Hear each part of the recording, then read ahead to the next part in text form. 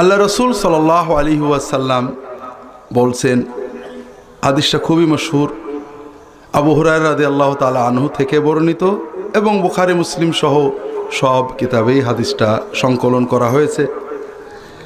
রাসূলুল্লাহ সাল্লাল্লাহু আলাইহি ওয়াসাল্লাম বলছেন,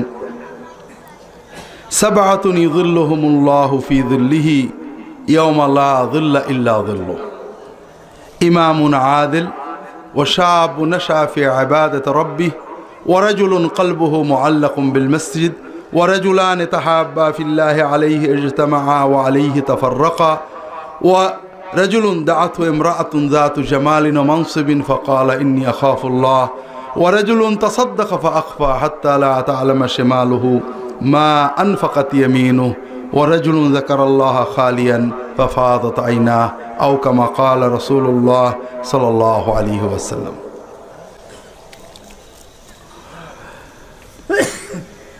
রাসূলুল্লাহ সাল্লাল্লাহু আলাইহি ওয়াসাল্লাম বলছেন, কিয়ামতের কঠিন দিনে, কিয়ামতের কাঠিন্য আমরা জানি, যেদিনে মা তার সন্তানকে চিনবে না, মা তার দুগ্ধপোষ্য শিশুর কথা ভুলে যাবে, বন্ধু বন্ধুকে জানবে না। সেই কঠিন দিনে, যেদিন আল্লাহ তাআলার প্রিয় বান্দারা পর্যন্ত ইয়া নাফসি নিজেকে নিয়ে ভাবতে থাকবেন, সেই কঠিন দিনে আল্লাহ তাআলা তার প্রিয়তম 7 শ্রেণীর মানুষের ছায়ার ব্যবস্থা করবেন। যেদিন প্রতিটি মানুষ ঘামতে থাকবে, ঘামের ভিতরে সাঁতার কাটবে, সেদিনে আল্লাহ তাআলা তার দেওয়া ছায় 7 শ্রেণীর প্রিয় ওলি বান্দাকে আশ্রয় দান করবেন। আপনাদের সিলেটে সুবহানাল্লাহ বলে না বোধহয়? আমাদের দেশে হুজুরে বললে বলে, হুজুরে বলেন বলুন সুবহানাল্লাহ, সবাই বলে সুবহানাল্লাহ। আপনাদেরকে সেই নিয়ম নাকি? না, এটা ভালো নিয়ম না, দুটো কারণে ভালো নিয়ম না। একটা হলো রাসূলুল্লাহ সাল্লাল্লাহু আলাইহি ওয়াসাল্লাম এটা বলতেন, তিনি আলোচনার মাঝে প্রশ্ন করতেন, উত্তর দিতেন, রাখতেন, চোখ লাল হতো, এরকম করতেন, ঠান্ডা বলতেন, কিন্তু সুবহানাল্লাহ বলতে বলতেন এরকম পাওয়া যায় না। কিন্তু সাহাবীরা বলতেন, তারা মনের আবেগে সুবহানাল্লাহ, আলহামদুলিল্লাহ, আল্লাহু আকবার, লা ইলাহা ইল্লাল্লাহ, বিভিন্ন কথাগুলো নিজেদের মনের আবেগে নিজেরা বলতেন। কাজে আপনারা বললে আপনারা সওয়াব পাবেন। কেমন সওয়াব? একবার সুবহানাল্লাহ বললে যে সওয়াব আল্লাহ দেন, আসমান জমিন ভরে যায়। কাজেই দুটো জিনিস আমাদের করা উচিত। একটা জিনিস আমরা কৃপণতা করি, আল বাখিলু মান যুকিরতু ইনদাহু ফালাম ইসাল্লি আলাইয়া।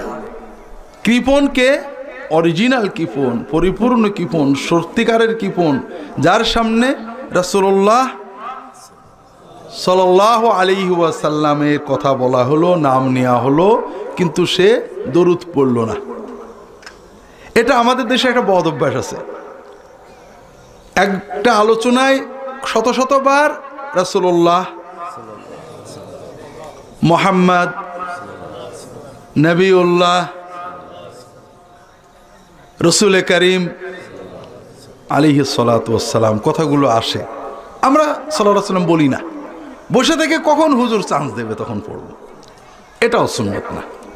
তো যাই হোক, এটা আমাদের স্বতঃস্ফূর্ত হওয়া উচিত। তাসবিহ তাহলিল করে নিজেদের মনের আবেগ প্রকাশ করা, মনের আবেগে বলা, এবং রাসূলুল্লাহ সাল্লাল্লাহু আলাইহি ওয়াসাল্লামের নাম উচ্চারণের সঙ্গে সঙ্গে, কানে প্রবেশের সঙ্গে সঙ্গে তার উপরে দরুদ পাঠ করা, এটা আমাদের ন্যূনতম ঈমানি দায়িত্ব। আল্লাহ কবুল করে নিন, আমিন।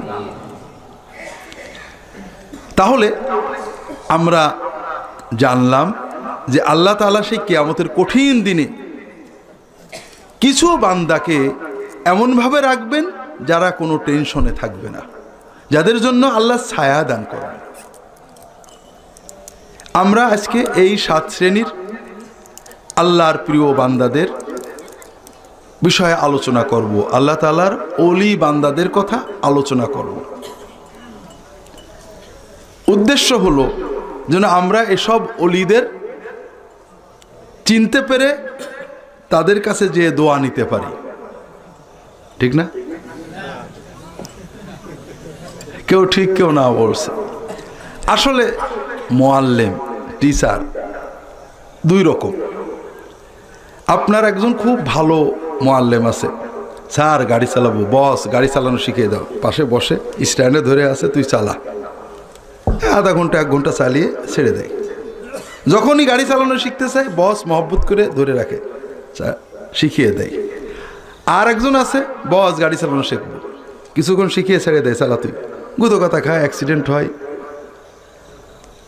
বেশি ভালো গুরু তো প্রথমজন, ঠিক না? হ্যাঁ, কথা বুঝতে পারেননি? এবার সাঁতারে যায়, আপনারা বোঝেননি। বস সাঁতার শিখিয়ে দাও, বস নিয়ে যে সাঁতার হাত ধরে রাখে, তুই সাঁতরা, আবার উঠে কাঁটা মুছিয়া চলে যায়। বস আজকে একটু সাঁতরাবো, নিয়ে যায়, হাত ধরে রাখে, সাঁতার কাটে, চলে আসে, ছাড়ে না, ডুবে ডুবে মরবে, খুব মহব্বত করে। আর এক বস সাঁতার শিখবো, নিয়ে গেল, ধরে নিয়ে খানিকক্ষণ সেখানে ফস করে ধাক্কা মেরে পানির ভিতর ঠেলে দিল। বস মরে গেলাম, পানি টানি খেয়ে কি হলো, শিখলো। এখন কোন বস চান? 2 নম্বর। আসলে আমাদের উদ্দেশ্য নিজেরা আল্লাহর ওলি হওয়া, নাকি বলেন? নাকি শুধু ওলিদের মহব্বতি করে যাব? নিজে আমরা সমাজে অনেক সময় মনে করি আল্লাহর ওলি হওয়া অনেক কঠিন কাজ, কিন্তু প্রকৃত বাস্তবতা হলো কোরআন সুন্নাহ যেটা বলে আল্লাহ তাআলার ওলি হওয়া মানুষের জন্য সবচেয়ে সহজ কাজ। অনেকেই সুবহানাল্লাহ বলেননি, কারণ তারা বিশ্বাস করেননি। সিলেটের ব্যাপারে আমার অন্তরে অত্যন্ত বড় ধারণা, কারণ সিলেটে ওলামায়ে কেরাম বেশি, সিলেটে দিন বেশি। আমার ধারণা আপনারা বোঝেন, কিন্তু যেহেতু আমার এই কথাটা আপনাদের মনোমতো হয়নি, এই জন্য সুবহানাল্লাহ বলেননি। কারণ আপনারা বিশ্বাস করেন যে আল্লাহ তাআলার ওলি হওয়া খুব কঠিন কাজ, ঠিক না? কঠিন কাজ তো বটেই। 7 বছর জঙ্গলে গাছের ডালে পা ঝুলিয়ে রাখতে হয়, হ্যাঁ, বাড়ি ঘর ছেড়ে জঙ্গলে চলে যেতে হয়, ঠিক না? আসলে এই ধারণাগুলো আমাদের সমাজে আসছে গল্প থেকে। আমরা ওয়াইজরাও যখন গল্প করি, অনেক গল্প বলি যেগুলো ঠিক না, মশহুর গল্প, কিন্তু গল্পগুলো ইসলামকে রিপ্রেজেন্ট করে না। যেমন ইব্রাহিম ইবনে আদহাম রাহিমাহুল্লাহ, তার নাম তো আপনারা শুনেছেন, তার গল্প শোনেননি? তিনি রাজা ছিলেন, শাসক ছিলেন। রাজা অবস্থায় তিনি চেষ্টা করতেন আল্লাহর ওলি হওয়ার জন্য, ইবাদত বন্দেগী করার। একদিন রাতে তিনি নাকি ছাদের উপরে খটখট আওয়াজ শুনলেন। তখন জিজ্ঞাসা করলেন, কে? ছাদের উপর থেকে নাকি আওয়াজ আসলো, আমি খিজির। হুজুর আপনি ওখানে কি করেন? আমি উট খুঁজি। হুজুর আপনি কি পাগল হয়েছেন? বিল্ডিংয়ে ছাদের উপর উট থাকে নাকি? তা তুমি কি পাগল হয়েছো? রাজপ্রাসাদে শুয়ে কি আর আল্লাহর ওলি হওয়া যায়? তখন তিনি জঙ্গলে চলে গেলেন, আল্লাহর ওলি হয়ে গেলেন। গল্প শুনেননি? এই গল্প থেকে কি জানা গেল? যে রাজত্ব করে আল্লাহর ওলি হওয়া যাবে না। আমাদের মুসলিম উম্মার সবচেয়ে বড় ওলি কে? নবীদের পরে বড় ওলি কে? আবু বকর রাদিয়াল্লাহু তাআলা আনহু, তারপরে ওমর, তারপরে ওসমান, তারপরে উম্মতের অন্য সকলের সাথে এই 4 জনের পার্থক্য হলো ওই 4 জন রাজা হয়েছিলেন, বাকিরা হয়নি। এই তো এর দ্বারা বোঝা গেল যে রাজা হলে আল্লাহর ওলি হওয়া যায় না। হ্যাঁ, কি বোঝা গেল? বরং আমরা হাদিসটা পড়ব, দেখবেন বোঝা গেল যে রাজা হলে আল্লাহর ওলি হওয়া সবচেয়ে সহজ। আল্লাহ তাআলার ওলি হওয়া সবচেয়ে সহজ। এই সহজের ভিতরে কিছু মানুষের জন্য বেশি সহজ। আল্লাহর ওলি হওয়া কেন সহজ? এই গল্পগুলো আসলে ঠিক না, সহি না। আমাদের চমক লাগে, কিন্তু এটা ইব্রাহিম আদমও করেননি। যেমন আমাদের সমাজে আরেকটা গল্প আছে, আপনার যে ওয়াইস করনি রাহিমাহুল্লাহ, তাবেঈ ছিলেন, খুব মশহুর। তিনি কি করছিলেন? দাঁত ভাঙছিলেন। তিনি আশেকে রাসূল ছিলেন। যখন রাসূলুল্লাহ সাল্লাল্লাহু আলাইহি সাল্লামের ওহদ যুদ্ধে দাঁত ভাঙার খবর পেলেন, তিনি কি করছিলেন? কয়টা? সবগুলো। সাহাবীরা ভাঙছিলেন। তাহলে তিনি সাহাবীদের চেয়েও আল্লাহ তাআলার বেশি প্রিয় ছিলেন, নবীর বেশি আশেক ছিলেন, ঠিক না? সাহাবীরা নিজেদের দুই চোখ দিয়ে দেখলেন নবীজির দাঁত ভাঙা, একজনও ভাঙলেন না, আর তিনি কানে শুনে সবগুলো ভাঙলেন। তাহলে মহব্বত বেশি কার? হ্যাঁ, আশ্চর্য। একটা দাঁত না ভেঙে মহব্বত, আর সবগুলো দাঁত ভেঙে। আপনারা বুঝলাম না সিলেটের মানুষ কেমন, একটু ভালো করে বোঝেন। মনে করেন আমার পরিচয় দিয়েছেন ইঞ্জিনিয়ার সাহেব, আমিও কিন্তু পীর সাহেব, ফুরফুরার পীর সাহেবের জামাই এবং খালিফা, মানে মুরিদ করার জন্য যে পারমিশন লাগে সেটাও আছে না। আসছেন কেন আপনারা? মনে করেন আমার মুরিদ নেই। যেটা বলছিলাম, মনে করেন এখন তো আমাদের মাঝে রাসূলুল্লাহ সাল্লাল্লাহু আলাইহি ওয়াসাল্লাম আমরা পাচ্ছি না। আমার পীর ও মুর্শিদ মনে করেন জিহাদ করার জন্য ফিলিস্তিনে চলে গেলেন, ইহুদিদের বিরুদ্ধে, দাজ্জাল বাহিনীর বিরুদ্ধে জিহাদ করতে গেছেন। হঠাৎ খবর পেলাম আমার পীর ও মুর্শিদ ইহুদিদের গুলি লেগে উনি শহীদ হয়ে গিয়েছেন। সঙ্গে সঙ্গে আমি নিজের পিস্তলের গুলি দিয়ে আমিও শহীদ হয়ে গেলাম। আমার হুজুর যে জান্নাতে যাবেন, আমিও সেই জান্নাতেই যাব।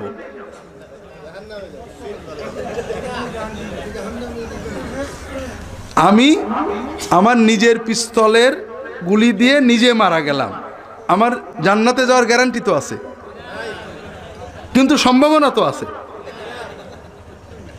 আচ্ছা, কি আছে? সম্ভাবনা না নিশ্চয়তা? হ্যাঁ। আচ্ছা, অত দূরে না গেলাম, আমি খবর পেলাম ইহুদিদের গুলি লেগে আমার পীর ও মুর্শিদের দাঁত ভেঙে গেছে বা হাত কেটে গেছে। আমিও নিজের ছুরি দিয়ে হাত কেটে নিলাম বা হাতুড়ি দিয়ে দাঁত ভেঙে নিলাম। শত্রুর, কাফেরের, দাজ্জাল বাহিনীর গুলি লেগে হাত কাটার কারণে, দাঁত ভাঙার কারণে আমার পীর ও মুর্শিদ যে পরিমাণ সওয়াব পেয়েছেন, আমি নিজের হাতুড়ি দিয়ে দাঁত ভেঙে বা হাত কেটে ঠিক সেই পরিমাণ সওয়াব পাবো, ঠিক না? মাঝামাঝি, কাছাকাছি, অর্ধেক কি পাবো? কথা বুঝতে পেরেছেন আপনারা? এই গল্পটা মিথ্যা, এর কোনো সনদ নেই। মুহাদ্দিসরা বলেছেন এটা মিথ্যা, তবে গল্পতে চমক আছে, এজন্য আমরা বলি। এটা ইসলামের রিপ্রেজেন্ট করে না, ইসলাম শেখায় না, সম্পূর্ণ উল্টো জিনিস শেখায়। ইসলাম জঙ্গলে যেতে, ঘরে বসে দাঁত ভাঙতে, মাথায় পাথর মারতে, কানটা কেটে ফেলতে, ঘরে বসে গায়ের চামড়া ছিলতে, ইয়া হোসেন, হায় হোসেন, ইয়া রাসূলুল্লাহ, এসব বলে মারামারি, নিজের বুকে নিজে চড় মারতে শেখাইতো না। এর নাম ইসলাম না। ইসলাম বলে তুমি বিয়ে শাদী করো, সংসার করো, দিনের কথা বলো, মাথার ঘাম পায়ে ফেলো। মানুষকে দিন শেখাতে যে তুমি দাঁত ভাঙো, হাত কাটো, কষ্ট করো, তোমার বউ বাচ্চা পালন করতে যে তুমি মাথার ঘাম পায়ে ফেলো, কাপড় চুপড় ছিলে ফেলো, এইটার নাম ইসলাম। কথা বুঝতে পারেন? তাহলে এই গল্পগুলো আমাদের সামনে দিনটাকে এমনভাবে রিপ্রেজেন্ট করেছে যে আমরা আসলে সত্যিকারের জিনিস পাচ্ছি না। সত্যিকারের জিনিস কোথায় পাওয়া যাবে? রাসূলুল্লাহ সাল্লাল্লাহু আলাইহি ওয়াসাল্লাম এবং সাহাবীদের ভিতরে। কথা বুঝতে পেরেছেন? যদি রাসূলুল্লাহ সাল্লাল্লাহু আলাইহি ওয়াসাল্লাম এবং সাহাবীদের সুন্নত আমরা দেখি, তাহলে দেখবেন যে আল্লাহর ওলি হওয়া খুবই সহজ।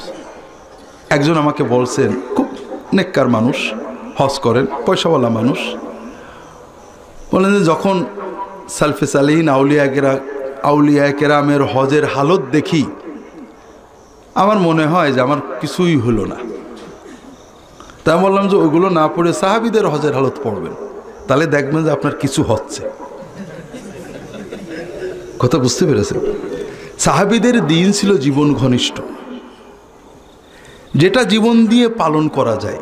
আপনাকে যদি বলি একজন লোক 50 বছর 60 বছর জঙ্গলে যে সারা রাত তাহাজ্জুদ পড়েছে, সারাদিন নফল রোজা রেখেছে, আসমান থেকে, জান্নাত থেকে, বেহেশত থেকে তার ইফতারি আসতো, আপনি সুবহানাল্লাহ বলতে পারবেন, কিন্তু এটা করতে পারবেন না, ঠিক না? কিন্তু আমি যদি বলি আল্লাহর একজন নেককার বান্দা, তিনি প্রতিদিন আজীবন রাতে 2 ঘন্টা করে তাহাজ্জুদ পড়তেন, কেউ সুবহানাল্লাহ বলবেন না। কিন্তু এটা সাহাবীদের সুন্নত। এটা আজীবন পালন করা যায়। কথা কি বুঝতে পেরেছেন? সাহাবীদের দিন পালন করা যায়, পরবর্তী বুজুর্গদেরও সুন্নতের মতো। কিন্তু গল্প যেগুলো আমরা বলি এগুলোর চমক আছে, এই গল্পগুলোকে আমাদের অ্যাভয়েড করতে হবে। আমাদের দিন, তাজকিয়া, দাওয়াত যা আছে সব কিছুর ভিত্তি হবে কিতাবুল্লাহ ইয়াতলু আলাইহিম আয়াতিহি ওয়া ইউআল্লিমুহুমুল কিতাব ওয়াল হিকমা, আল্লাহর কিতাব, রাসূলুল্লাহ সাল্লাল্লাহু আলাইহি ওয়াসাল্লামের সুন্নাত, হিকমা এবং সাহাবায়ে কেরাম। এটা দিয়ে যখন আপনি তাজকিয়া করবেন সত্যিকারের তাজকিয়া আসবে, যখন আকীদা শেখাবেন সত্যিকারের আকীদা আসবে, যখন আপনি আমল শেখাবেন সত্যিকারের আমল আসবে, যখন বেলায়েত শেখাবেন তখন সত্যিকারের বেলায়েত আসবে।